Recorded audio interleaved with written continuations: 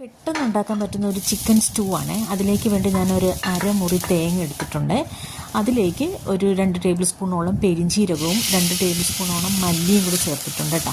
മല്ലി ഒന്ന് കഴുകിയിട്ട് ചേർക്കണം. ചേർത്തിട്ട് ചെറുതായിട്ടൊന്ന് ചൂടാക്കി എടുക്കുക. ഒരുപാട് വറുക്കൊന്നും വേണ്ട. തേങ്ങയുടെ പച്ച മണം ഒന്ന് മാറി കിട്ടിയാൽ മാത്രം മതി. ഇനി ഇതിലേക്ക് മഞ്ഞൾപ്പൊടിയും പെരിഞ്ചീരക പൊടിയും കൂടെ ചേർത്തു. പിന്നെ ഞാൻ മല്ലിപ്പൊടിയും കൂടെ ചേർത്തിട്ടുണ്ടായിരുന്നു, അത് വീഡിയോയിൽ വന്നിട്ടില്ല. എന്നിട്ട് അതൊന്ന് മാറ്റി വെച്ചു.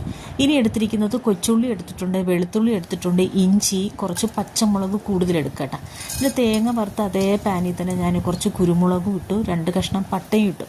അതൊന്ന് ചൂടായി വരുമ്പോൾ നമ്മൾ ചതച്ച് വെച്ചിരിക്കുന്ന പച്ചമുളകാണ് ആദ്യം ചേർക്കേണ്ടത്. വേറൊരു കാര്യം, പച്ചമുളക് ഒരുപാട് അങ്ങ് പൊടിഞ്ഞു പോകരുത്. ഇതുപോലെ കഷ്ണമായിട്ടുണ്ടാവണം. എങ്കിൽ മാത്രമേ നമുക്ക് കറിയിലേക്ക് ആ എരിവ് കിട്ടുള്ളൂ. നമ്മൾ മുളക് പൊടി ചേർക്കുന്നില്ലല്ലോ. അപ്പോൾ പച്ചമുളക് ഒന്ന് ചെറുതായിട്ടൊന്ന് മൂത്ത് വരുമ്പോഴത്തേക്ക് നമ്മൾ ചതച്ച് വെച്ചിരിക്കുന്ന ചെറിയ ഉള്ളി, വെളുത്തുള്ളി, ഇഞ്ചിയും കൂടെ ചേർത്ത് കൊടുക്കുക. അതും ഒന്ന് വഴന്ന് വന്നതിന് ശേഷം നമ്മൾ കഴുകി വൃത്തിയാക്കി വെച്ചിരിക്കുന്ന ചിക്കൻ ചേർക്കുക. പാകത്തിന് ഉപ്പും കൂടെ ചേർത്തിട്ട് നന്നായിട്ടൊന്ന് ഇളക്കുക.